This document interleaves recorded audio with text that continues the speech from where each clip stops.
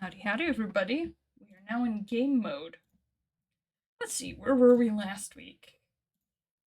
I believe nothing eventful happened at all in the town of Eaglesfall. We just kind of wandered around, did nothing. That's not true.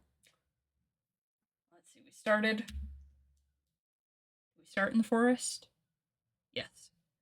After finding a bunch of slimes in the forest, he went back to town, had a chat with the guards about, like, hey, there's these kind of weird looking slimes out in the forest.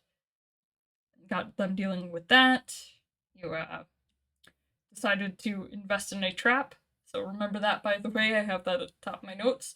You bought a kind of like a crab trap.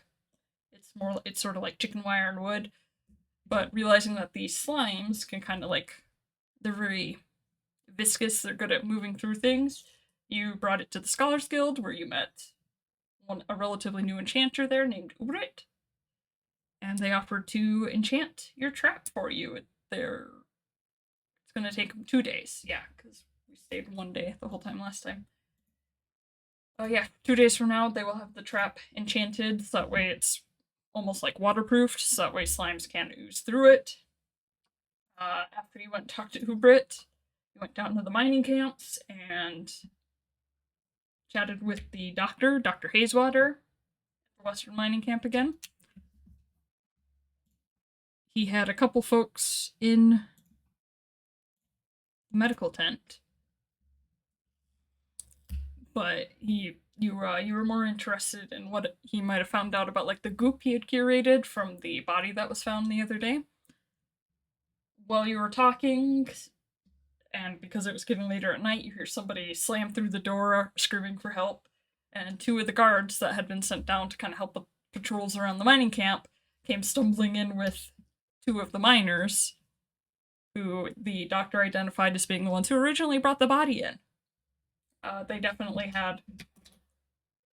They looked like maybe they had similar injuries of some sort, like kind of acid marks and things like that. So, giant and an elf. They were both relatively unresponsive, so the doctor sent you guys out to hopefully go pull in some nurses and other things. They sent you to find Det, the leader of the Western Mining Camp. You went to their tent because you knew that the town captain and the guard striker had also gone to talk to Det. Had gone to talk to her in her little command tent. You get there and you find that they were not in the tent. So one of the local guards pointed you towards the entrance of the mining camp. You went that way, just in time to find that there were some very large, like, greenish grayish slimes outside the entrance to the actual mine, very much bearing down on Stryker. So you and your friend Cassie, one of the Peaksville guards, jumped in to help. You pretty successfully took out the little horde of small slimes, and you did a really cool move where you jumped into the big slime to knock Stryker out of it because he had been surrounded.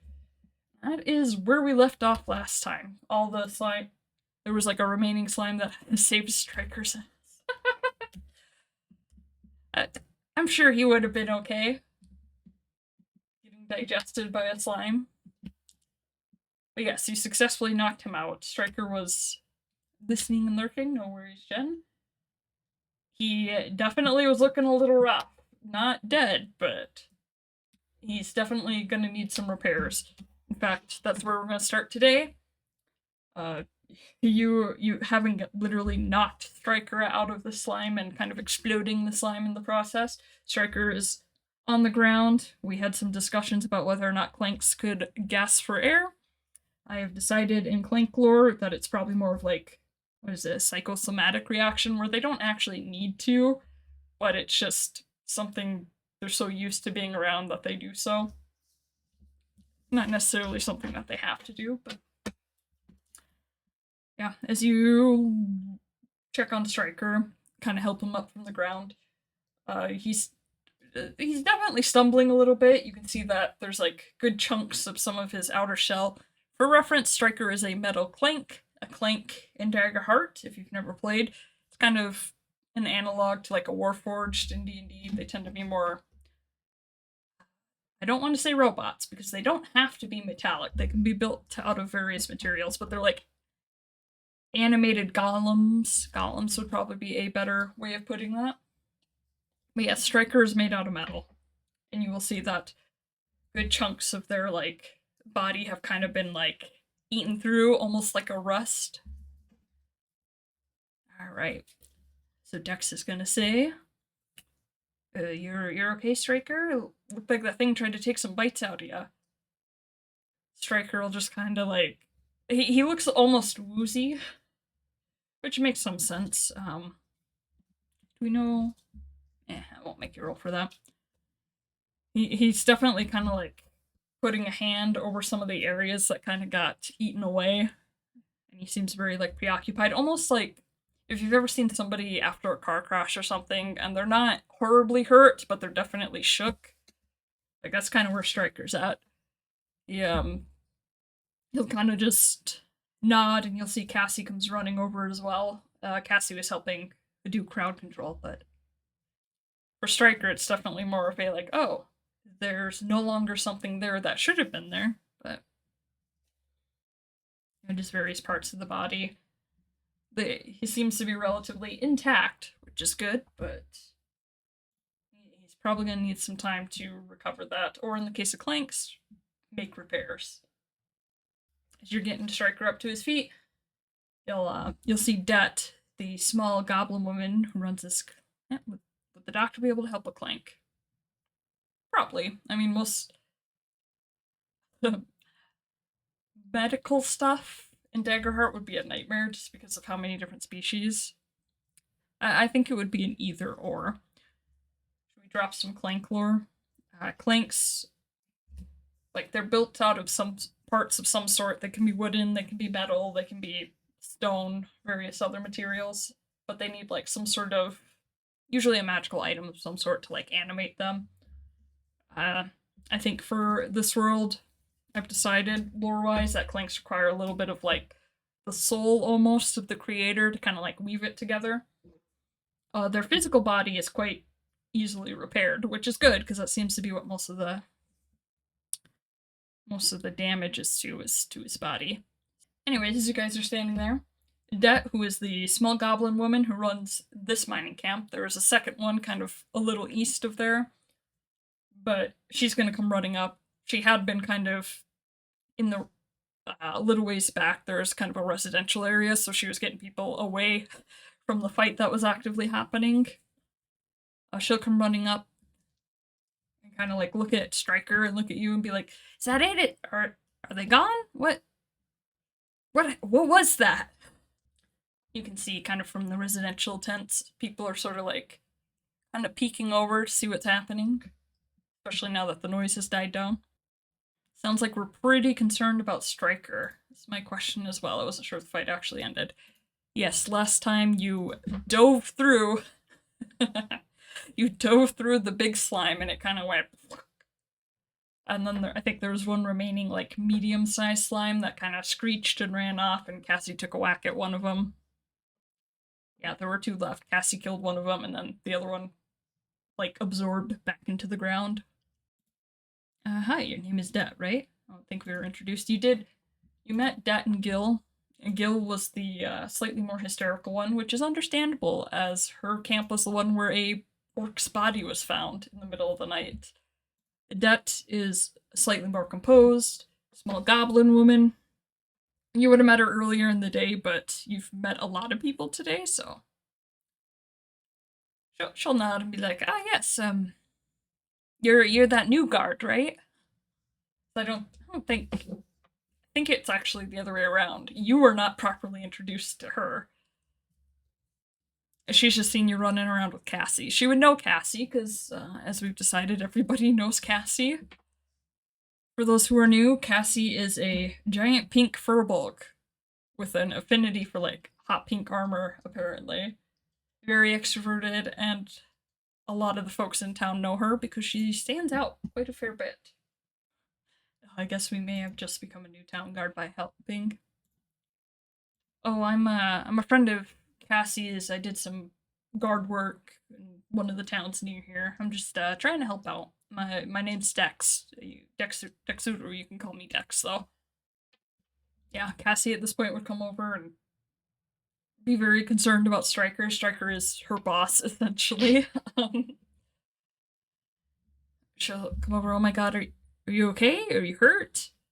Kind of just like if you've ever had somebody with big. If you ever have had a friend with like big mom energy, just kind of like looking him over, trying to see if there's anything like actively, whatever the clank equivalent of bleeding is. Look, Dad, not to be the bearer of bad news, but Dr. Hazewater has a situation in the medical tent.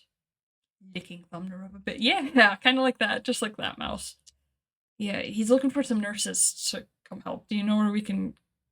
Do you know where the nurses might be at this time of night? Dad'll just kind of go wide-eyed and sigh and be like, of course he's got bad news.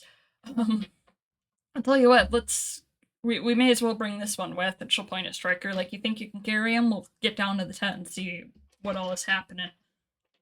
Is there anything you'd like to do in this area? You're right outside the mouth of the cave. In the few minutes you've been here, it seems like the slimes have all run off. Yeah, Det would kind of yell out a couple names and rave at some people who were sort of looking and lurking, kind of over by the residential tents. They're like, hey, go grab one of the guards and then kind of keep an eye on this area. I want you to come get me right away if you see any more of those things. And you'll see people kind of start, now that she's giving commands, people in the residential area will kind of start to like scatter and do things, and there's a little bit of activity. You'll see more lights turn on as people are lighting torches to get around, because it is now dark out. Maybe ask her to look around, see where the slimes came from. Came from the cave. Maybe Weiss blocked the entrance for now. Suspect they may be coming from the woods. So when you first got down here, you have definitely seen them, like, come up from the ground. Like, just form and sort of squeegee out.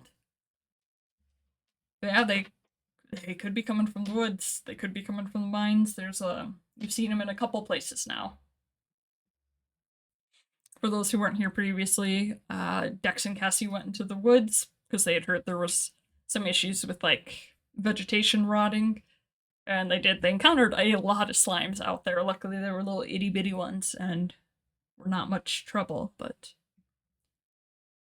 small ones came from the ground. We don't know where the big one came from. Yeah, the big one was already out, like, on top of Striker by the time you got there. Yeah, so putting rubble in the entrance would not really achieve anything anyways. You have seen them slime through, like, when you were in the woods, you saw the slimes kind of eke out from under logs and stuff. You get the feeling that, yeah, rocks with all sorts of, like, little cracks in them probably would not be enough to stop a slime. Yeah, you can definitely look around the entrance to the mine if you want. Yeah, I mean, just from where you're at, if you're peeking up, you'll see very much like your stereotypical mine entrance. There's some wooden beams, kind of like propping it open, sort of reinforcing it. You'll see there's some,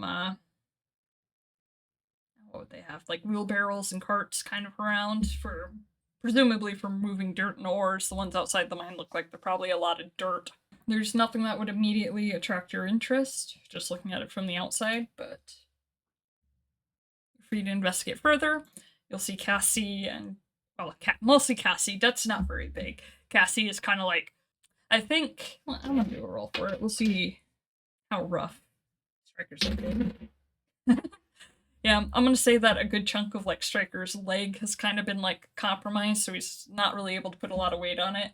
So Cassie's just gonna go, come here, boss man, and just hoist him up and, like, firemen's carry him, and they're gonna get ready to head to the medical tent. You're free to join them, or you're free to go look around the camp some more. Could put a slime in a box, add some gelatin, turn it into a gelatinous cube. Ah yes, make the monster bigger and stronger. Sounds like a bad idea. I mean, from a DM perspective, it sounds like a hilarious idea. Striker's not going to live this one down soon. Yeah, he's probably in a state of, like, semi-shock. He did just almost get eaten by a slime. Also true. Yeah. He's definitely not in a state to argue with Cassie, who is a furbolg and quite large. Um, I've been picturing her kind of similar to you. So Dex, the character that you guys are playing, he is a guardian stalwart, which is a pretty like beefy, tanky class, as we discovered during the last combat. I don't think you took any health damage. Yeah, Cassie would be fairly similar. She's got a similar background to you. She's actually probably a little bit bigger than you, even. She just happens to also be very girly pop with all the pink armor. Also true, yeah, just absolutely jacked. We took some armor, but we fixed it. It's almost like that's what your class is for. So yep, they're getting ready to go to the medical tent. Are you gonna accompany them, or do you want to go somewhere else in the meantime? Make sure Det is going for those nurses, then we can join Cassie. Okay, yeah. Cassie and I think Det will be going with you. She will be following you to the medical tent, but she's gonna call to a couple people she sees walking around and tell them to go get the people who she knows are nurses. All right. So your little cadre, you're gonna get up to the medical tent. You're gonna see Dr. Hazewater, who is a Simia. In Dagger Heart of Simia, they're kind of like they're like a monkey race. Is the best way I can think of to describe that. They come in a variety of shapes and sizes. Dr. Hazewater, we decided he's a little bit of a smaller kind of monkey build. He's got very dexterous hands, so he's a good surgeon. You will see that he is very much scurrying around. The two guards you left there earlier seem to be fine. They're kind of sitting on the edges of their beds that they've been assigned to. You'll walk in, you'll see those two guards sitting on the edges of their beds, very like fidgety. You get the feeling that maybe they don't like having to sit here. You'll see the elf and the giant are both very much out of it. They're still non-responsive. You can see where the doctor has maybe started like cleaning and bandaging wounds. The two other patients, I think when you first got there, it was a fungal and a dwarf. He's got them kind of separated out, but they both seem to be in a very rough sleep. All the people running around. That makes sense. Yeah. So that's what she sees. You storm in. The doctor's gonna look up, kind of do a double take as he sees you are carrying somebody in. He's like, "Oh my gosh, don't tell me you've got more. You were supposed to bring back nurses." Cassie will be like, "Sorry, Doc," and she'll kind of like nod her head at one of the beds, like, "That one free?" The doctor will sigh and go, "I suppose so. I'll take a look here in a second. Go lay him down." She'll go and she'll kind of hoist Stryker down, who will grumble a little bit about being hoisted by his subordinate, but they'll get them on the bed. He's still a little bit shocked, but he's becoming more lucid. "They're on the way, Doc. We've got him. We called for him on the way back." The doctor will kind of just nod. You'll see he's kind of scurrying around between the elf and the giant, especially trying to like check wounds every now and again to see if anything's spreading. But Stryker was attacked by like a giant version of those little slimes. Did you tell him about the slimes? Yeah, because I believe when you came here last, you had mentioned that you had found like slimes in the woods. The doctor has not actually seen them. For what the doctor knows, when the original body was brought in, he noticed that there was some sort of weirdness happening, like kind of on the wounds, and he like took kind of a sample and threw it in a vial, and he ended up with this like gross slimy goop that got sent off to the capital. And then I think he has a second vial of it. Yes, we exposition cantripped. Okay, yes, so the green things, his brain, he seems a little frazzled. Green things, you mean the slimes? The things you saw in the woods? And you'll nod. He'll be like, "What?" "Well, it's good the nurses are coming, because it sounds like this is going to be a long night." Yeah, that... You told Stryker about the slimes, I think, too. Would he have... I don't think he would have really mentioned it to that. I don't think... Probably not. Yeah, but this one was huge. This one was bigger than Striker.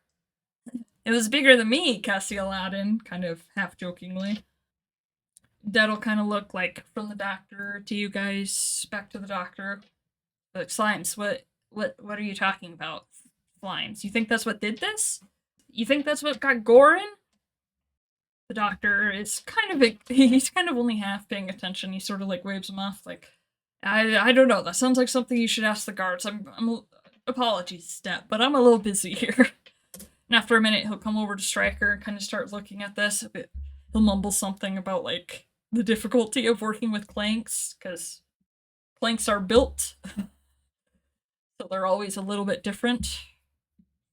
And he'll kind of look at the wounds and be like, well, I guess we'll do what I've been doing. And he goes and he grabs some sort of like antiseptic cleaning material and he starts like dousing the wounds, and you can see him kind of lightly bandaging things up as he goes along.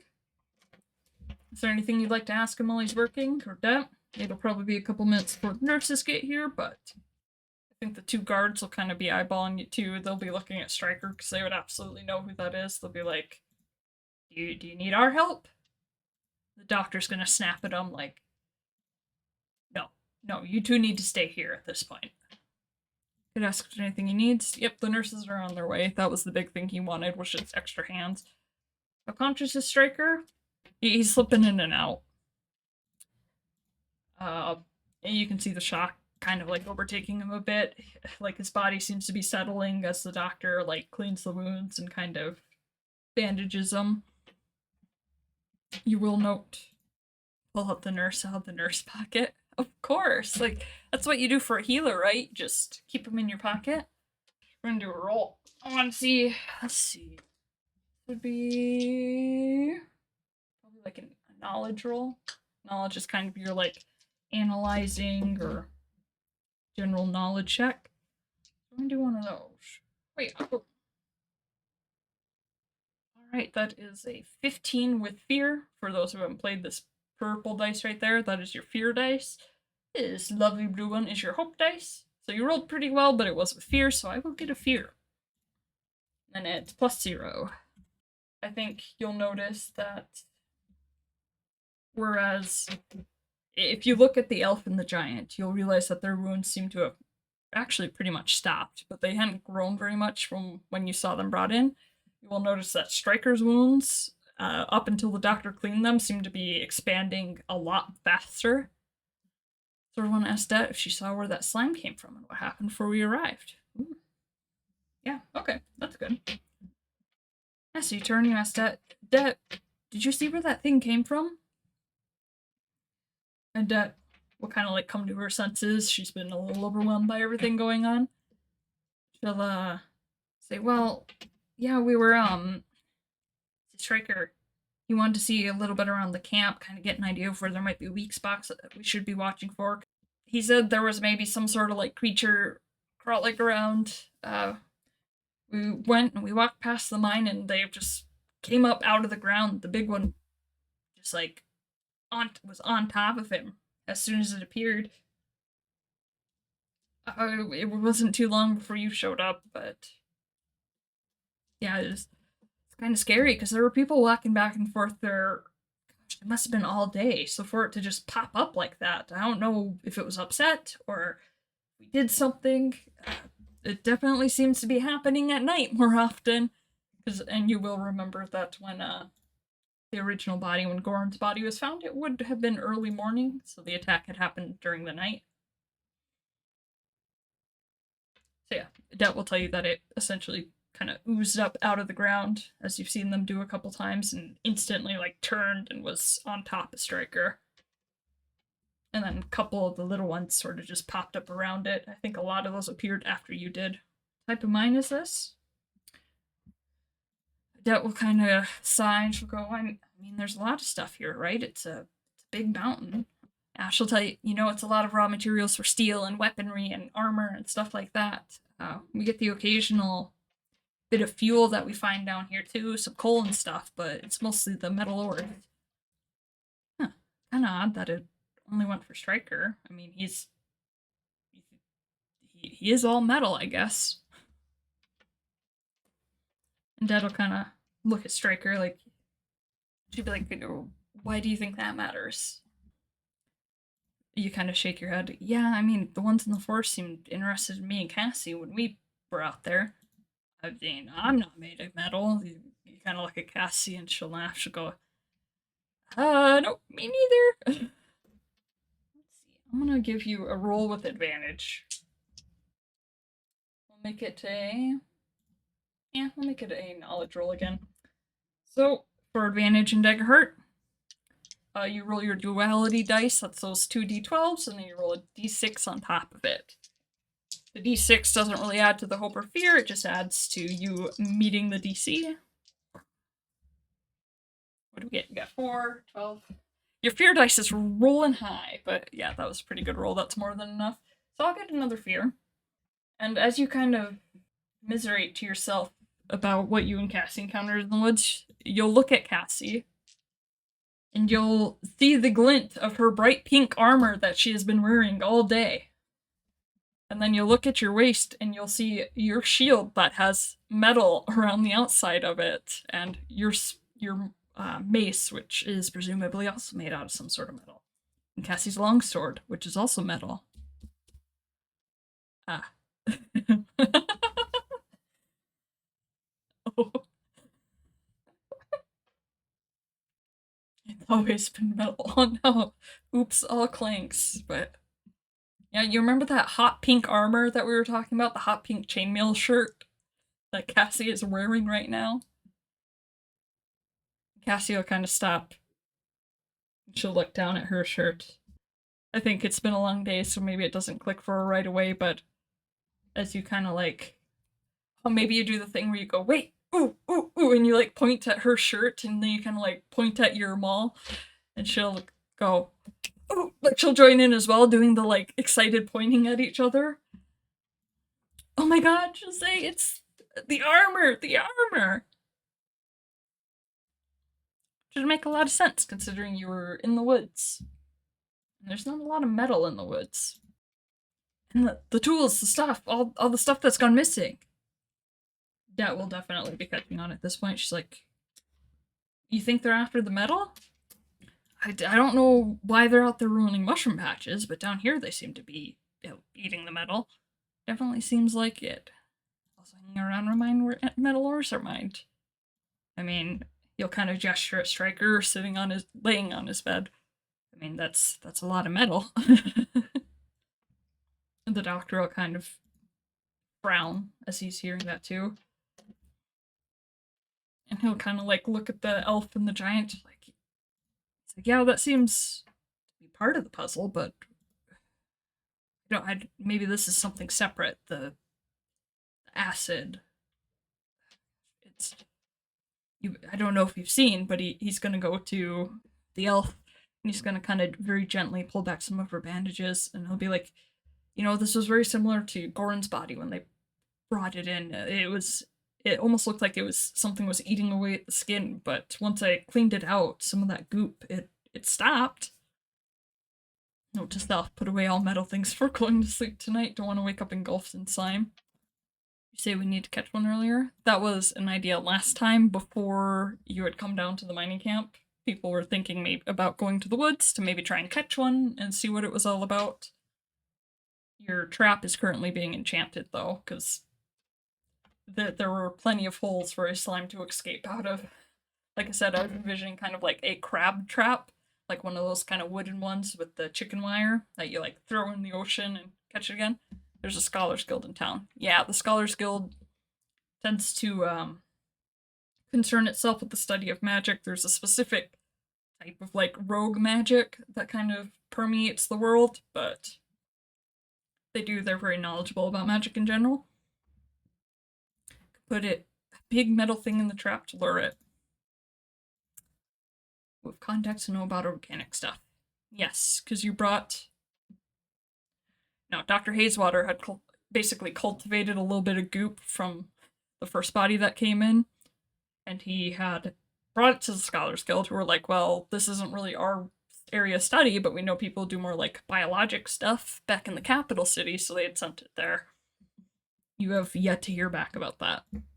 True. Now we now know what makes a good bait. So we put Striker in the trap. Outrageous. Yeah, that might be a controversial opinion. People seem to like Striker as RoboCop. You'll see Striker kind of like roll over a little bit in his bed as though somebody's talking smack about him. Comedy retract. Yeah, I figured. For those who haven't played this style of game before, if you ever you're welcome to suggest what you want to do with the character. If it's ever something that is highly consequential, like putting the captain of the town guard as bait for a slime, I would definitely put it to a vote. He won't fit. We need to cut him up in pieces. Comedy retract. You know, you keep making those jokes. Do we think that Dex and Cassie would be making those kind of jokes off to the side? I think we've established you two can kind of be troublemakers when you're together, but that's kind of that like dark humor that you share with your bestest friend. Oh yes. So yeah, maybe you go and you whisper like, I mean, he wouldn't fit. We'd have to like cut him up a little bit. And Cassie would snort at how inappropriate that joke is. Could also look for a different weapon, like a wooden club. We do know how to draw attention to the attention during combat. That's a thought. Having the shield and mace is good, so that would go for us, not civilians. Yeah. Maybe. There's definitely some things to think about. Bow and arrow could be safer too if they were not metal. Our bows and arrows, yeah, you could totally have. Because your actual bow wouldn't need, I don't see why it would have any metal. You can make it out of like a bendy wood. And then the actual arrowhead, you could use stone. They don't have to be metal. They wouldn't do as much damage in general. That's something you want to do. We will look up how much damage. There must be a bow and arrow because there's a ranger class. It probably wouldn't play, I will say, as a guardian, it probably would not play into your strengths because you'll see you have your ability scores up here. Your Daggerheart works with kind of a standard array for your modifiers. You don't really roll for anything. So for Guardian, the suggested stat to put your highest point into really is strength. So that would be for like your melee weapons. I want to say that range weapons would be finesse, which you have a -1 to. There is a guard tower in Peakfall. You could probably find some sort of weapon. They would probably mostly be metal though. Our mace did work just fine on them. Yeah, the mace worked pretty good. The shield worked pretty good. I'll retcon a little bit and say that having seen a few of the slimes, as soon as you like got up after jumping through it, you probably like pulled out a piece of cloth, and yeah, that's what I was thinking, Maz. While you were sitting there and after like checking over Striker, maybe on the walk up, I would totally allow you to like pull out a piece of cloth and just like wipe down the shield and the mace and stuff. Basically a consideration if we need stealth or something. Yeah, if they're sensing metal somehow. No, I think you would have cleaned the gear and stuff off fast enough. It would be kind of like water. Alright. So again, reiterate, we got a little off topic talking about weapons, but to reiterate where you are at, you are still in the medical tent. I'll say after a certain amount of time, the nurses are going to come in. Like, you'll see 2 or 3 people come up, and they'll start taking things from the doctor. You're gonna see the doctor scurrying around, like explaining things to people, like, handing out. I think we decided sheepskin gloves would be like the equivalent of latex gloves. That makes sense to me. So yeah, handing those out, being very like warning them, like, hey, don't touch, just keep it clean. Just ask the doctor if we can do anything else. Silk gloves can exist. Would silk work as a like barrier in a medical context? Sheepskin makes sense. That's something you could get a hold of easily enough. But anyways, yeah, the doctor, I think he probably would have figured out that you've been fighting slimes by now. You would definitely have one of the nurses go and like look you and Cassie over to make sure you don't have anything like on your skin. I think after you get looked over and stuff, it's been enough time, and the Striker would probably have kind of come out of the shock a little bit. And he'll sort of look at you guys. He'll tell you, Striker's going to sound a little rough, but he's going to kind of wave Cassie over. And you can see he's kind of tired. He'll tell her, go wake up Bazar. You need to get Bazar on some of this. I think I'm gonna be out for a bit. She'll nod. Yes, and if you ask, Cassie will quickly tell you that that is basically Striker's second in command, who you have not met yet. But again, as it's starting to get into the night, you would know, being a guard yourself, that there's probably some shift changes that are going to start happening here. Should say hi. So yes, I will say that at this point you've been, like, you're clean at this point. The nurses have made sure that there's nothing that's gonna, like, eat away your skin, a la the way other people seem to have been infected. They're gonna do the same thing for the two guards who were there. Yeah, so one of the guards is completely clean. The other one maybe has a spot or two, kind of like on his arm. They get him cleaned up pretty quick. And I think as soon as they confirm that they're clean, they're gonna kick all four of you out of the tent so they can tend to the actual patients. Dad, I think, would stay behind to talk to him and get kind of a, like, notification plan going. Let's go with Cassie. Cassie is gonna head back to Peakfall. To kind of set the scene right now, for those who haven't played yet, Peakfall is a town at the top of what was a mountain. It is called Peakfall because during a large-scale magical war a couple generations ago, there was a weapon that blew the top of the mountains off, so it's kind of like a plateau. You've got kind of a drop-off on one side and then a slant on the other where all the, like, mountaintop got pushed down the side and it kind of creates a slope. Peakfall is kind of up on the top of that. It acts as a nice entrance to towns further into the mountain range and things like that. Same magic world that caused the miasma in the mountain peak was blasted off by a massive magic explosion. Yes. The miasma is a whole separate thing, but there's also, again, because of all the material that got blasted, that's also why there's so many mining operations kind of at the base of the mountain, because there's a lot of materials that are a little easier to reach. If you're heading back up, you should be able to do so unaccosted. As you're leaving the mining camps, you're going to see a flurry of activity as, like, guards are kind of running around, and Det and Gil are trying to get things organized. Back up to Peaksfall, it is well into the night now. You can see that Cassie is starting to get quite tired. If you remember, her shift, and essentially you, while you were tagging along, started fairly early in the morning, like at dawn. And you've had a long day, so has she, but you're gonna get to a guard tower, they're gonna be like, oh, Bazaar's not here, he's out, doing a patrol. They'll tell you about where he's at, so you'll find him within, like, an hour. You'll come up to him, you'll see a giant, like, orc man. Quite intimidating, probably close to size. Orc. I think he'd be close in size to Cassie.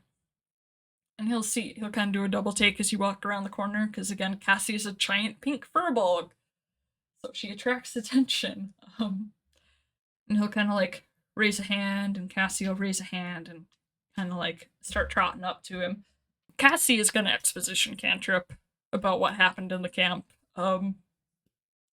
You can choose to add in anything you think might be important, but she's gonna at least tell them about, like, the slimes you encountered and Striker being somewhat incapacitated.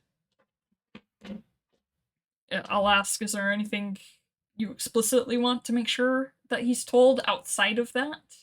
If not, we're just gonna go exposition cantrip. And we'll assume he knows anything that reasonably would have been related to that. The medal, definitely. Yes. So you will also tell him about your suspicion of the medal stuff. Bazaar's just gonna sit and he's gonna listen. He's a very, like, serious, kind of stern-looking person. And as Cassie goes on, like, you tell him about the medal, he kind of raises an eyebrow. The potential quarantine. Yes, you would tell him that the 2 guards got released, but the 2 miners are still there. Their wounds are being treated. Kind of raised an eyebrow. I knew things were not going so well. I didn't realize they'd gotten that bad. It's a Striker. Do you think he's going to be okay? And Cassie will nod. She has no reason to not think so. Bazaar, at this point, I think is going to suggest, he's like, I'm going to cut this patrol short because it sounds like we have better things to be doing. You want to come back to the guard tower with me? He's gonna start heading back to the guard tower to get things organized. I think Cassie would too. Would you like to accompany them? back to the guard tower. Bazaar's gonna basically walk in. You'll see there's quite a few guards getting ready for the night shift. Some guards coming in from like the day or mid-afternoon shift. And he'll kind of yell, everybody, come around for a moment. I'll do so.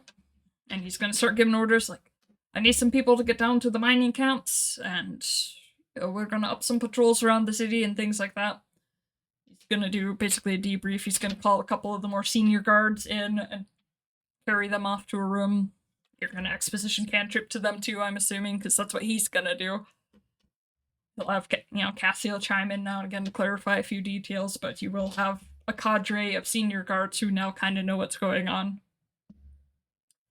And then after all that's done, Bazaar will dismiss them, send them off on their various tasks, and then kind of turn and look at Cassie and be like, you had the day shift today, correct?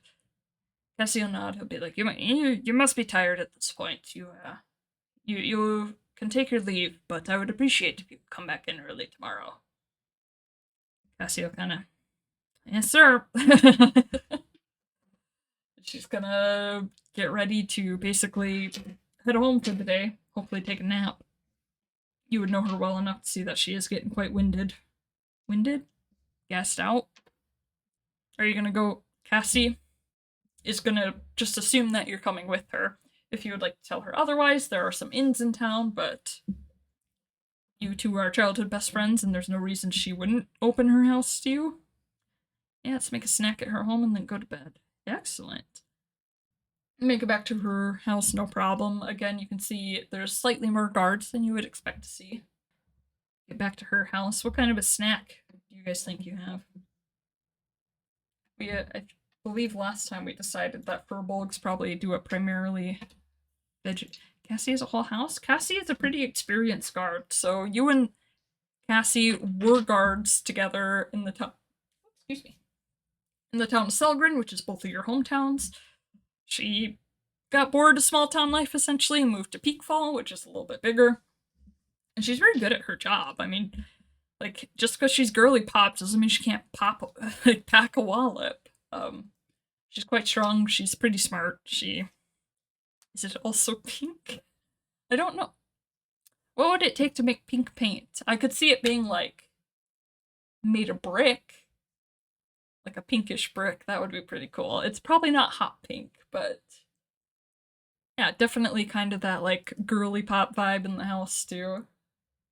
Clayish pink. Yeah. Maybe like a clay. She'll swear up and down that's not the reason she bought that house, but you know her better. Sparkles in the plaster. Yeah, maybe it's, I think I've seen some kind of clay bricks that are sort of like that.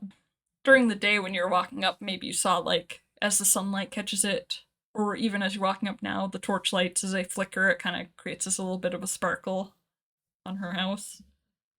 It's not a big house, but it works for her.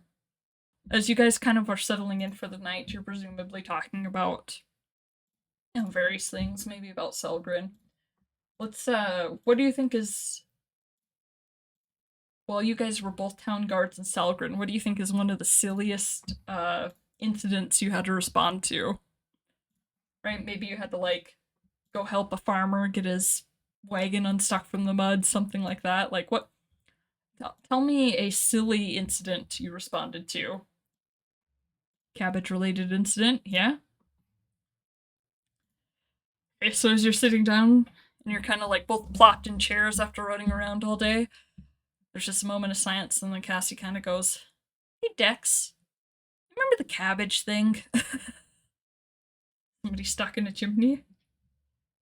Bonus points if you can make the chimney related to the cabbage incident. What is it? What do we think the cabbage incident is? Somebody, like, stuffing cabbages down a chimney? That is totally something kids would do. Trying to get a cabbage. Alright, what direction do you want to go with that? Do you want there to actually be somebody getting stuck in a chimney trying because they think there's a cabbage? Or do you want to be like a kid threw a cabbage in and somebody got stuck trying to get it out? Someone was trying to clean a chimney using cabbages as weight? Don't remind me, who smuggles cabbages? Alright, I'm forcing... I think I can tie these all together. And then when found out, tries to burn them all in one chimney. Smuggling the cabbages in chimneys. This implies that the chimneys were built elsewhere. Like if you've ever seen those houses that like the houses get pre-built and then they put them on a truck and like move them. Doing that with chimneys.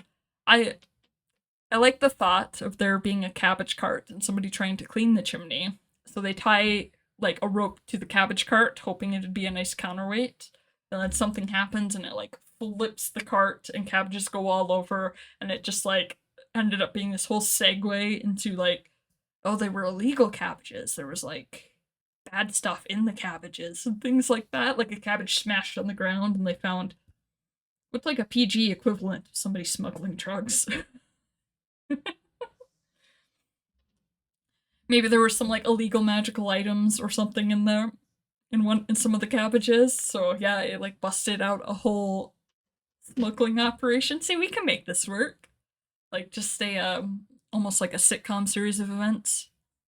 Just, well, to be fair, Dex, it wasn't about the cabbages. It was the what like the magic stones inside the cabbages that were the bigger problem. Can't believe the fire that it caused when they started shattering. That was crazy. Now there's a whole incident in Selgren. Maybe we'll do that as a prequel adventure. Anyways, I think you guys have a good laugh reminiscing about that. We'll say that that was when you two were like early on, having just joined the guards. It's probably part of the reason Cassie went to Peaks Falls, to get away from the small town nonsense of exploding cabbages. Long rest rules for Daggerheart. So on a long rest, you can take some time to clear your health, clear your hit points, which I believe you are full up on, because we didn't pierce your armor at all. Apparently I need to work on that. Hit points, yes. It's not on that side. There we go. You're at 7 out of 7 hit points. You can clear all your stress. If you wanted to do that, I would say reminiscing with Cassie would count as that. Oh, you can choose two of these following moves, or you can do the same move twice. So if you wanted to say that you were shooting the shit with Cassie, I would allow that to clear your stress. You can repair armor. You are also full up on armor slots. You can prepare somehow for the next day. This rules is written. You're supposed to like do this with another member of the party, but you are a single player. So again, I'll allow Cassie to kind of be a stand-in for that. That would allow you to gain a hope, or you can work on a downtime project, which would probably be the net. Your best options, I'm going to tell you, you don't need to repair armor. You don't need to mark hit points. You can clear all stress. It only makes sense to do that once. And then you could prepare or work on a project. So I would say clearing stress, prepare, work on a project. You can pick 2 of those. Or you can do one twice. Okay, I see. I misread that. If you do it by yourself, you gain a hope. If you prepare with 1 or more members of your party, you gain 2, but that doesn't really matter because you only have 1 that you're missing.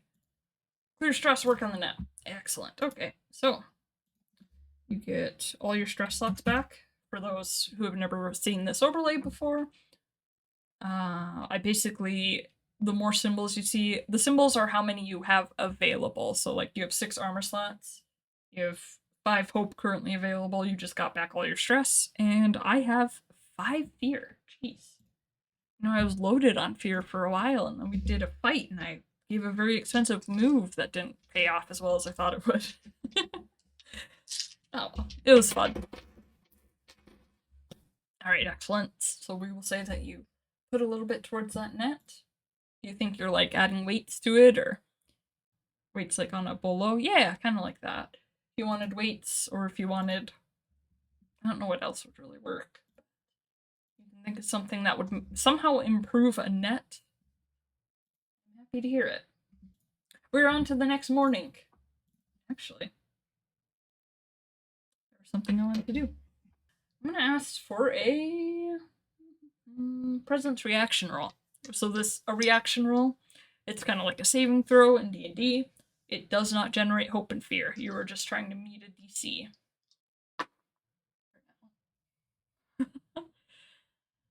Yep, so you got, wait a minute, you got 19 on the dice, but you get a +1 for presence. Yeah, that's pretty good. So, in the the middle of the night, you're gonna hear a noise.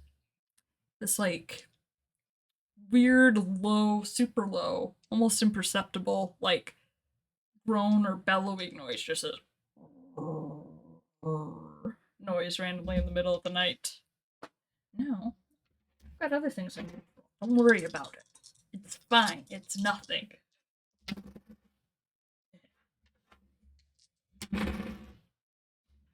Okay. Yeah, that's all.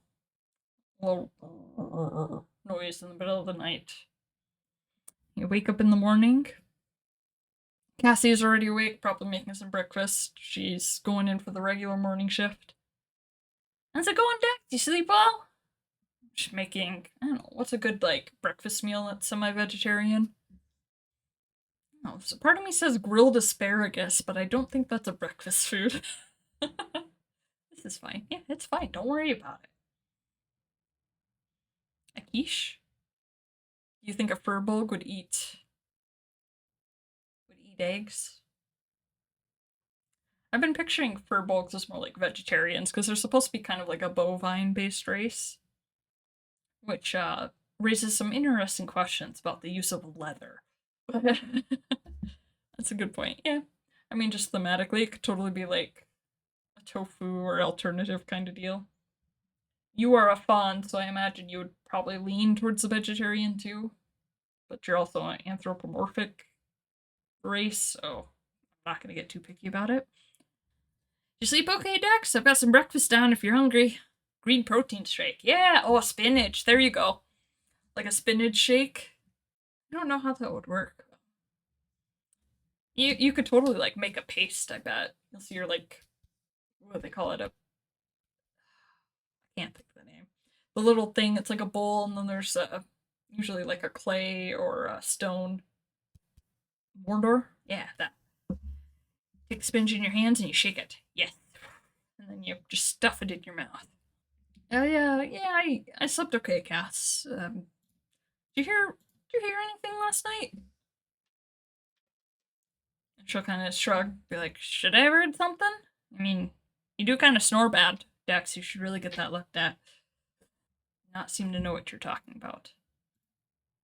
I snore bad. I'm sure it was your rumbling belly that I heard. And she'll kind of chuckle and be like, well, I'm taking care of that now. I don't know what you're doing about your snoring.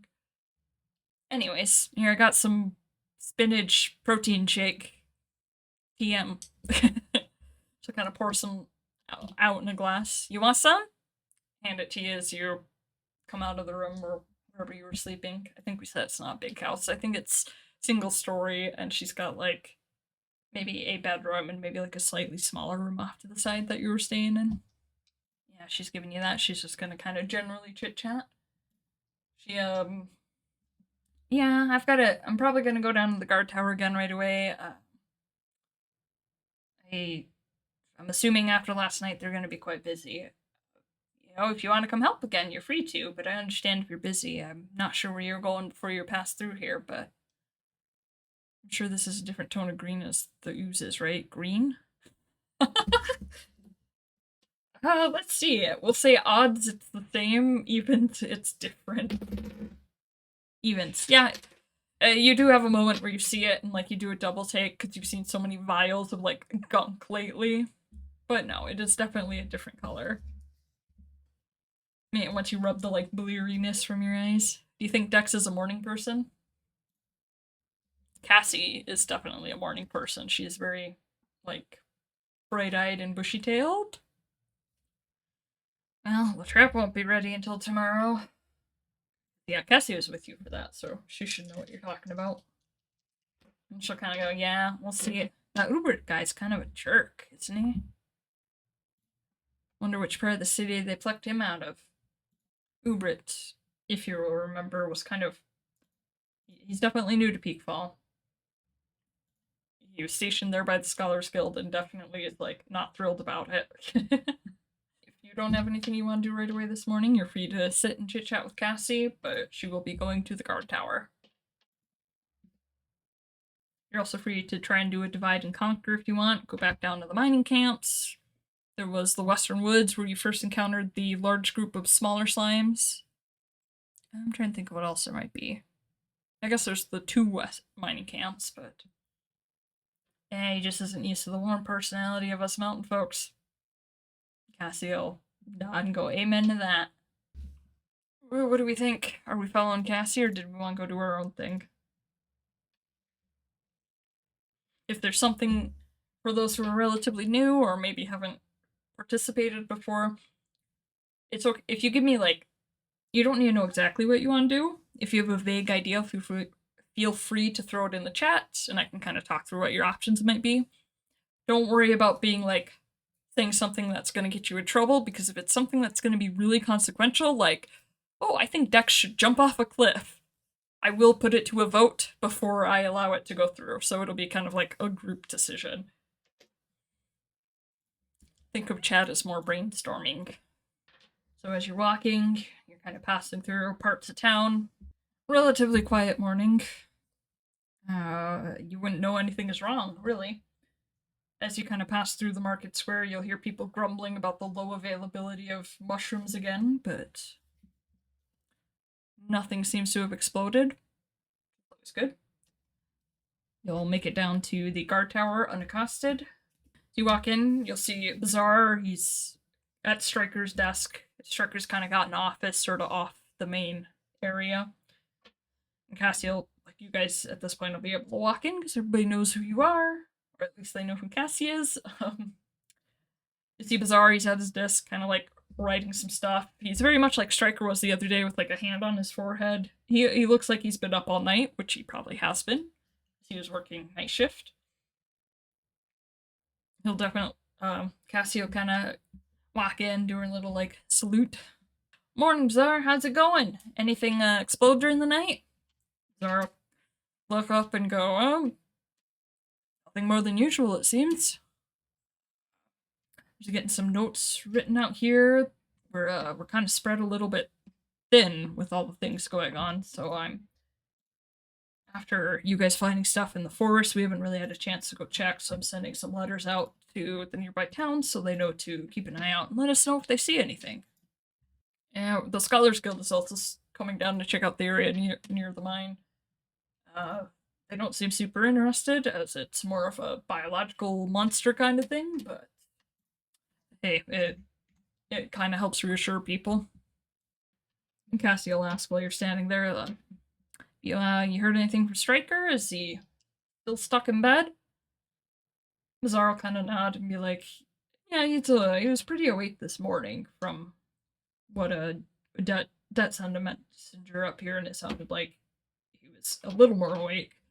His leg and stuff is hurt pretty bad. It's going to take some time to repair, and he'll kind of gesture. As you can see, we're a little low on materials. You might end up with a wooden leg for a while. Bazaar also tell you, yeah, he spent most of the night down in the camp, but we're going to move him up to the healer's hut here today. The doc down there doesn't seem like he's at risk of spreading anything, which is solid. And just for additional context, the doctor that you were talking to, he is down in the Western mining camp. He is part of, like, the mining corps. They kind of have like a self-contained operation usually. So they'll like go to a place, they'll set up camp, and they'll have like an infirmary and like a supply line with food and stuff coming from the capital and all that fun stuff. They like to be near towns because it gives them like a civilization to contact if something goes south, which, as you've realized the past few days, can happen quite quickly. But they are kind of independent of the town. In Peakfall proper, there is pretty much most of the basic like amenities you can think of. There's inns, there's Scholars Guild, which means there's like an enchanter. There's definitely going to be like an alchemist / healer type there. But yeah, they would definitely want to move Striker from the mining camp to the town proper. So they will be doing that later this morning. You will also you'll notice that as you kind of look around, you'll see kind of the armory across the way. You'll see that there's a lot of weapons in there, almost as if nobody's taken any today. Or like Cassie, the guards kind of have like lockers where they keep some of their armor and weapons and stuff, and a lot of those are there, which is weird considering how many guards are out. And you kind of think, oh, maybe they're taking the worry about the metal attracting these things seriously. The plot to disarm the guard. Oh no. Oh no. Lazar would probably gesture at Cassie because she would have turned in her stuff later that night too. It would have been like, if you're going back out today, be sure we managed to get a hold of some leather armor and some clubs essentially. If you have to take your weapon, we're gonna ask that you stay away from the mining camp just to hopefully avoid drawing these things out again. What about the woods? Do you need people to go check the woods? Zara kind of look at you and he'll kind of frown and he'll look you up and down. Sorry, who are you again? I noticed you've been kind of following Cassie around, but is that what you're gonna say, Mass? Actually, I think Cassie might say that. I think Cassie would put an arm around you and be like, this goofball here is the one who saved Striker's ass last night. Mazar will kind of be like, huh. Look you up and down again. Are you a new hire? I wasn't told there were any new hires. Cassie will kind of like wave her hand. Oh, this one's an old friend of mine. They're just passing through town, but they're here to help. Think of them as a hired hand for a while. Yeah, Cassie and we used to work back in Selgren together. I'm kind of passing through from there. Bizarre will kind of look at you and be like, a few days ago? Recently? Bizarre's gonna kind of squint at you and go, 2 days, huh? Right before that body was found? And Cassie is gonna jump in pretty quick on that. Bizarre, don't be an ass. This stuff has been happening for a couple weeks. I don't know what you're suggesting, but Dex wouldn't hurt a fly. I don't know that they could hit a fly, am I right? She kind of elbows you. I would like you to remind... I feel like I need to tell chat.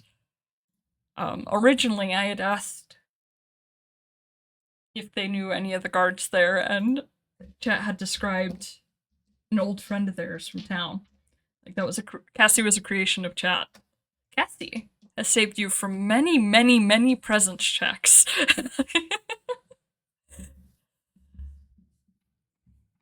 Like she is doing now. Oops, yeah. He's still gonna kind of look you up and down, but he's not gonna pursue that. Yeah.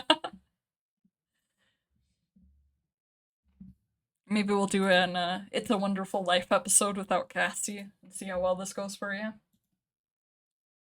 You do have a +1 presence. You'd probably do okay. Maybe the guy's just tired. He's had a long night. His boss is in the hospital. Is it the smith that has to repair Striker? You could ask something to that effect. Like, ask how Strikers are... Asking if Striker's being healed up. Bizarre will be like, yeah, he should be back to normal soon. Or Bizarre will say, yeah, he should be up and moving soon. I think they're gonna splint together some... like a wooden brace or something for him until we can get some proper metal. He's made out of a quite advanced piece of metal. Striker is definitely a fancier clank, which says something about who he is and where he came from. Alright. As you're standing there, you're gonna hear some noise coming from the main hall, like the entrance hall.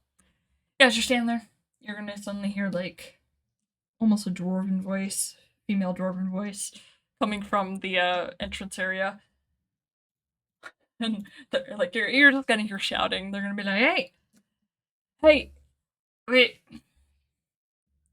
we know you've got all that metal in there. Are you keeping it to yourselves? Do you think the rest of us don't have a right to it?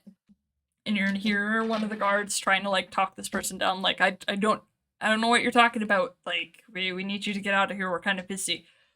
Oh, that sounds like you're trying to keep all the protection for yourself. There's something going on and you're just... all of us, regular folks, you're just gonna leave us out to rot?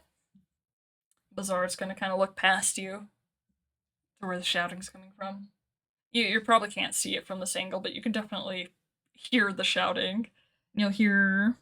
also a dwarf. Male dwarf, maybe a spouse or a brother or some sort. Sort of too. This isn't fair, you know, we're on to you, guards. You're gonna hear probably one of the younger of the guard, like, one of the younger of the guards is out there. Yeah, maybe one of the guards who is kind of a young giant is out there like, look, I don't know what you're talking about. You've got, I don't know what you've got going on in your brain, but you need to leave. Do they think the guard is some metal hoarding mafia? They're definitely yelling about it. In fact, as you listen, you'll hear, I'll say the male dwarf again. It's gonna be like, there's monsters out there and you're not gonna let us defend ourselves? We know you're telling us that the metal isn't. People have been saying that you're not letting them have metal, but we know better. We know what you're up to. It appears that there are some rumors that are flying around Peakfall now. Almost like there was a body found and that a lot of commotion at the miners' camp. And a very increased guards presence. There are very much some agitated folks out in the entrance hall of the guard tower. I think at this point Bizarre would stand up and be like, you'll excuse me for a minute, that sounds like something I should go deal with. And he'll kind of walk past you, you're free to follow, or hang out, sit at his desk for some reason. Weird aura farming move. You'll hear Bizarre's voice like, he's got a very deep booming voice. I need to work on my booming voice. What's going on out here? I guess he had to deal with that. Yeah, he walked past you. He walked past you. Haha, I beat you to it. He is going out, and you're gonna hear the dwarves just continue rambling on about not being allowed to have metal and artificial shortages and things like that. As Bizarre goes out there, you also hear them like, we can literally see the pile of swords and stuff you have back there. Like, you think, why do you think you're better than us? Like, we deserve protection too. You can't deny us this. Is this why you've been denying us for weeks too? What do you have to do with that? You see us wielding these? You do have your mace on you. Cassie would have taken her stuff off, like her weaponry and stuff, and left it at the guard tower, but you would have your stuff. Assume Bizarre is. Would Bizarre have his sword on him? No. Oh, Bizarre's would be back. I think he would have led by example. He would probably have something wooden. And maybe he points that out. He draws like a wooden club, essentially, and is like, does this look like metal to you? I don't know what you're on here raving about. You can't come in here and yell at my guys, though. Please leave. And they're gonna continue shouting, and Bizarre's just gonna kind of like put his face in his hands. He's gonna be like, I'm going to give you until the count of 3 before I throw you out of here myself. And the dwarves, they kind of grumble, but they look him up and down a bit, because again, Bizarre's an orc, he's quite large and quite scary looking. And they grumble, and as they do leave, but they're like kind of grumbling and yelling mean words at him as they walk out the door. He'll turn, he'll check on the younger giant guard and be like, you okay? Did they hurt you at all? Trying to be like, no, they came in here yelling about metal and how they deserve to have some, and monsters in the woods. Yeah, I think you would want to at least give the appearance of setting an example, because you're asking. He would have asked a good amount of his guards to give up their metal weapons while they're in the mining camps, which is a hard sell when there is known to be some sort of creature prowling around. It is relatively quiet in the guard tower again. So you guys walk up, Bizarre's gonna kind of grumble. I swear there's been crazy people around all day. Guess we should get going. Yes. Did you have somewhere you wanted to go, or were you hoping Bizarre would assign you somewhere? I don't think if I said where he was gonna send you. I think for Cassie, he was just gonna send her to go relieve some of the people on patrol, but you are free to go a different way if you would like. Look, Bizarre, I'm not part of the guard, but if you want me to check up on something that you can't send the guards to do right now, I'm more than happy to do that. And I'll kind of look to you. He'll look you up and down, kind of give you the squint eyes again, and then he'll look at Cassie. You're like, well, if you want, I could probably use another guard down at the mining camp. Where I was about to send Cassie to. He'll actually like take the club out of his own. What is it? I don't know if they would have. It would probably be like looped onto his belt somewhere, somehow. And he'll hoist that out, kind of hand it to Cassie. I've been telling the guards not to bring their metal weaponry down there until we can figure out for sure what it is that's drawing these out. But we do have this, and we've got some leather armor if you would like. Cassie will nod. She'll take it, obviously. Yeah, he's gonna eye your gear too. I mean, you would presumably have. No, I guess a mace. How do you carry a mace? I'm picturing that as kind of being like a club too, like you would kind of have it on your belt. The shield would probably be. I picture you as carrying like the shield on your back, sort of deal, like Captain America style. Doubt they have pink leather armor for her on the ready. Probably not. So yeah, there's some armor, and it's not an ideal fit because why would you use armor like leather armor when chainmail is usually better? But she'll make something work, and she'll kind of grumble about the color. He will. I think Bazaar will say he's going to be a little more stern with you. Yeah, that goes for you too. If you've got, I don't want you bringing metal down there and put my people at risk. You're gonna have to use. We've got. If you're big on the shields, we've got some that are all wood. We've got a couple different clubs and stuff back there. If you've got your own, you're free to take it. So I'll leave that up to you.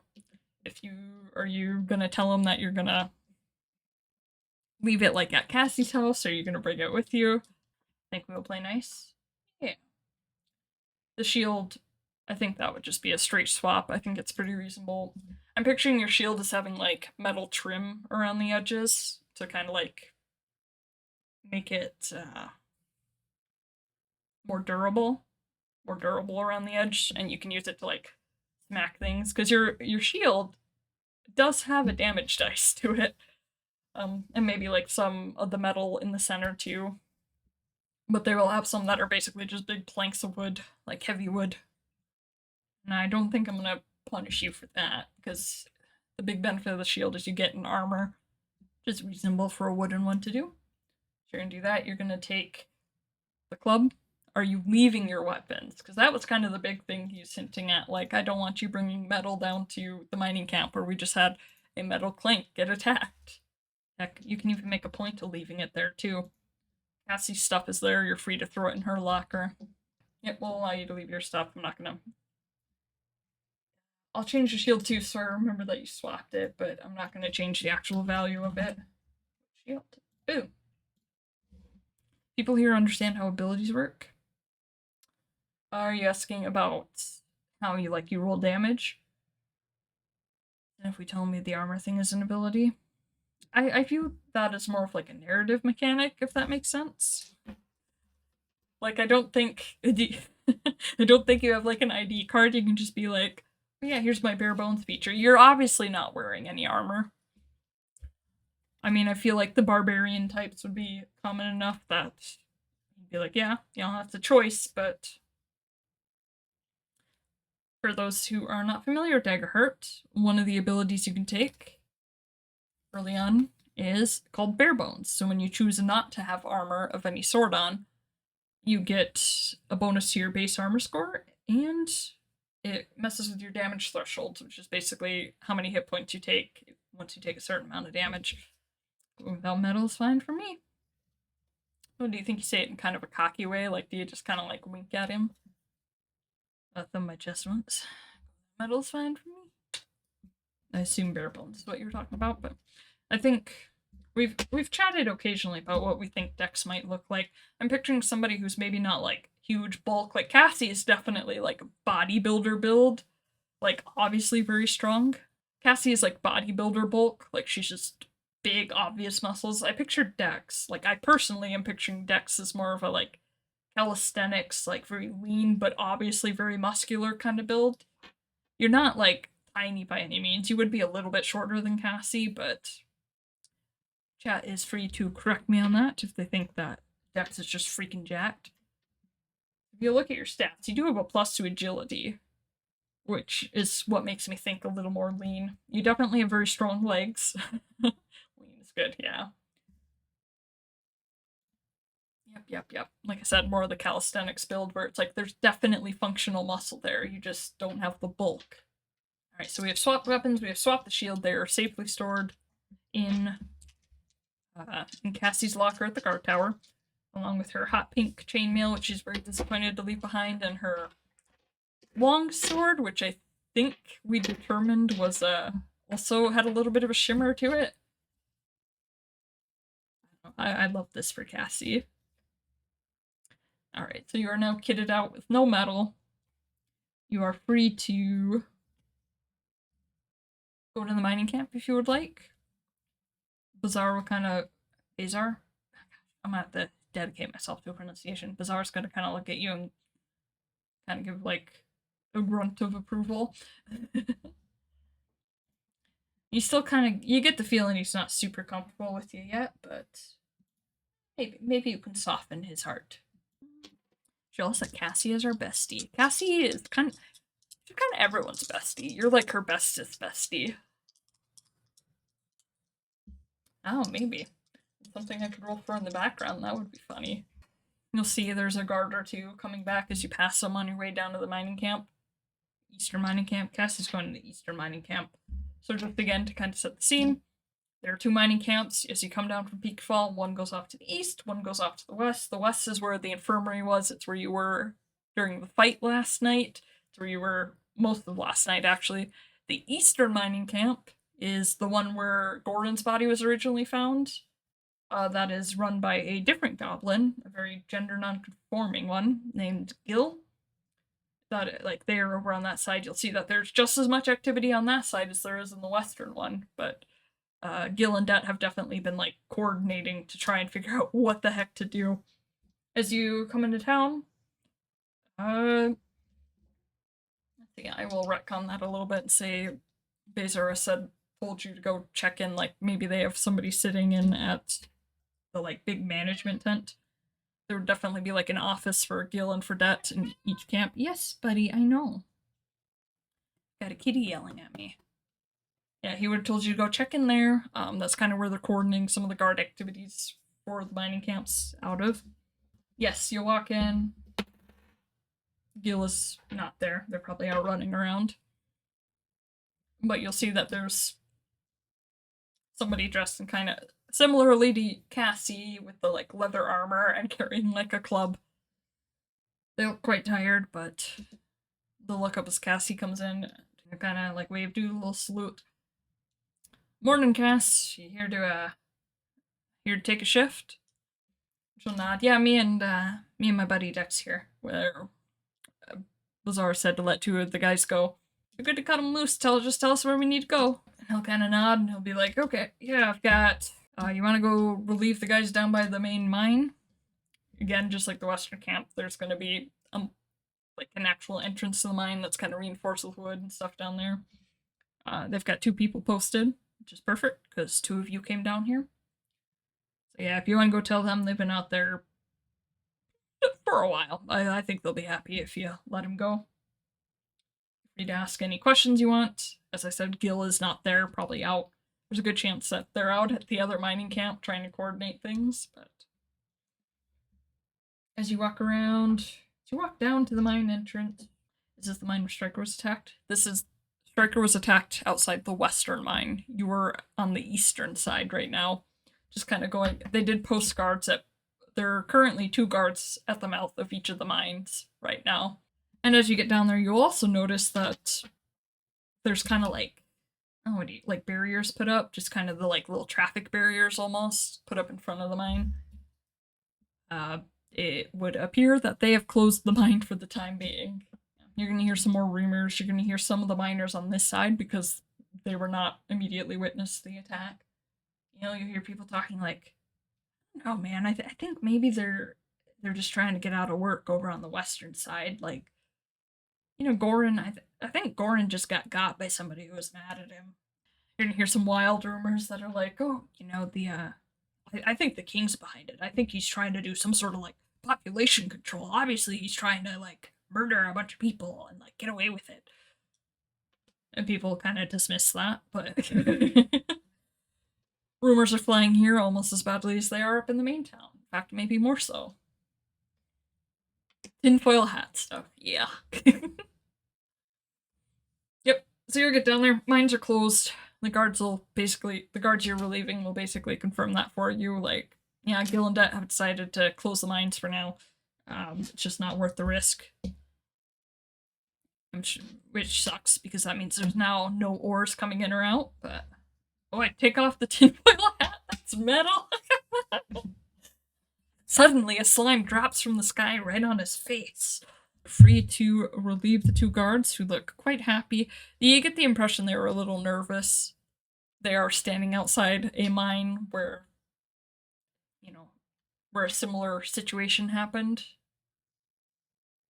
Like, on the other side had the attack, so they're like, oh, well, I hope that doesn't happen here. I hope they seem to have had a relatively boring night. So, you guys see anything while you're here all night? No. They must have scared away those weird monsters that they caught last night. And just get off my back. And then you'll hear them, they'll like, as they're walking off, they're gonna chat about what they're having for like breakfast. You and Cassie will kind of post up outside the mouth of the cave. And I think you'll definitely see that there's somebody from the Scholars Guild. Do we think it's gonna be someone you know? Nope. We go into guard mode. Yep. You will hear that there are some footsteps. And I'm gonna retcon and say the guards will tell you that. Oh yeah, some of them, the magic types came down. They're a little ways into the mouth of the cave, but they seem to be staying within eyesight. It is somebody you have not met from the Scholars Guild yet. I think as the guards are leaving, they're gonna kind of yell into the cave like, "Oi, we're switching off. You got some new folks here. You got Cassie, and the other one." And you'll see there's kind of a corner, and somebody comes running out from a corner, and it's gonna be a little male halfling who comes running out. Like, yeah. Hi. So we're just doing some investigating back here. Yeah, there's a lot of cool ores and stuff down here. I guess that's what happens when you blast a mountain. Dexuru, you yell. In response to the guard, the other one. Yeah. You haven't really introduced yourself to a lot of the guards. They just know you as that person who is hanging around with Cassie. I was saying earlier, Cassie has actually saved you from a lot of presence rolls. There's a lot of things I would have made you roll for if it weren't for the fact that you knew Cassie. And the savior of strikers, surely.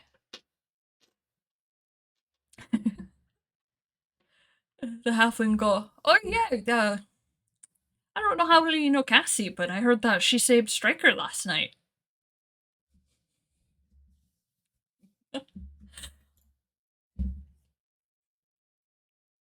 Because of course they would give credit to their town guard. We're still volunteering. Yeah, Cassie was sent down to they've upped patrols around the mines. As you've come up, you see like those little barricades, like the wooden barricades that are like black and white. They're meant to say like, "Do not enter." It's not going to stop anybody from going in or out, but it's meant to be there as a like, "Hey, mine's closed. Like, we don't want people in here for today." So yes, you and Cassie have gone down to relieve the two guards at the mouth of the mine. The halfling is part of the Scholars Guild. How many of you are in there? I think there'd be actually a couple. Might have a good chunk of the Scholars Guild in there. And we'll say 3. So we've got the halfling. Alright guys, we're gonna flesh out the Scholars Guild. What's a good halfling name? I need a male halfling name. I need a female orc name. Another male orc. A male orc. A female orc and a male orc. Oliver for a halfling. I like that. So we got a halfling and 2 orcs. So we need a male orc name and a female orc name. All parts of the Scholars Guild. Yeah. Oliver, Gwanda, and Kreku. In fact, I think you'll see almost like Scooby-Doo style. The male orc kind of pokes his head out over the halfling. The halfling's head's like here, and the orc kind of points his head out. Oh yeah, there's about 3 of us back here. Don't mind us, we're staying out of trouble. Alright, yep, Oliver, Gwanda, and Kreku are members of the Scholars Guild. Researchers of some sort. And Bazaar, the second in command of the guard had essentially told you that these folks would be down here poking around, trying to figure out what's going on. You guys found anything in there? And I think at that point, Blonde would poke her head out, like, found a lot of dirt if you're interested. And Oliver will kind of nod. It's like, yeah, it's mostly dirt and ore. I don't know. We were kind of expecting to find some of the muck that people were seeing, but there's not a lot of it. Mostly outside. It's the best we've found. I don't know. Has Blizzard given permission for us to go deeper in the mines yet? He sounds like he's maybe been asking that several times today. For your reference, Bizarre did not say anything about that. Wait, there's muck here too?